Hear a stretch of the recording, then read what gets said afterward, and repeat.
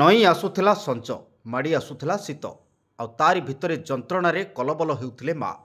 ଜନ୍ମଦାତ୍ରୀଙ୍କ ଏହି ଯନ୍ତ୍ରଣା ବ୍ୟଥିତ କରିଥିଲା ରାଜେଶଙ୍କୁ। ତେଣୁ କାଳବିଳମ୍ବ ନକରି ଔଷଧ ପାଇଁ ମେଡିକାଲ ଧାଇଁ ଯାଇଥିଲେ ରାଜେଶ। ହେଲେ ନର ରାକ୍ଷସଙ୍କ ହାବୁଡ଼ରେ ପଡ଼ିଗଲେ। ବିଚ୍ ରାସ୍ତାରେ ତାଙ୍କୁ ଅତି ବିଭତ୍ସ ଭାବେ ହତ୍ୟା କରି ଫିଙ୍ଗିଦେଲେ। ଏପରି ଲୋମଟଙ୍କରା ଦୃଶ୍ୟ ଗଞ୍ଜାମ ଜିଲ୍ଲା ଖଲିକୋଟ ଥାନା ଅଞ୍ଚଳରେ ଘଟିଛି। ରାଜେଶଙ୍କ ମା ଅସୁସ୍ଥ ଥିଲେ, ତେଣୁ ତାଙ୍କ ପାଇଁ ମେଡିସିନ ଆଣିବାକୁ ଯାଉଥିଲେ ରାଜେଶ।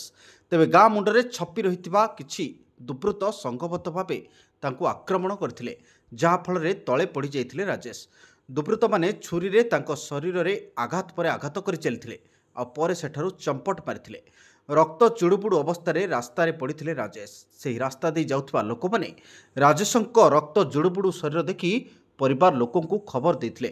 ପରିବାର ଲୋକେ ତାଙ୍କୁ ଉଦ୍ଧାର କରି ଖଲିକୋଟ ମେଡିକାଲରେ ଭର୍ତ୍ତି କରିଥିଲେ। ତେବେ ସେଠାରେ ଡାକ୍ତର ତାଙ୍କୁ ମୃତ ଘୋଷଣା କରିଥିଲେ। ପରେ ପରିବାର ଲୋକେ ଏନେଇ ଖଲିକୋଟ ଥାନାରେ ଲିଖିତ ଅଭିଯୋଗ କରିଥିଲେ। ଅଭିଯୋଗକୁ ଭିତ୍ତି କରି ପୋଲିସ ମୃତଦେହକୁ ଜବତ କରି ବ୍ୟବଚ୍ଛେଦ ପାଇଁ ପଠାଇଛି। ତେବେ କ୍ରିକେଟ ଖେଳକୁ ନେଇ ଏଭଳି ଗୋଷ୍ଠୀ ସଂଘର୍ଷ ଘଟିଥିବା ଜଣାପଡ଼ିଛି।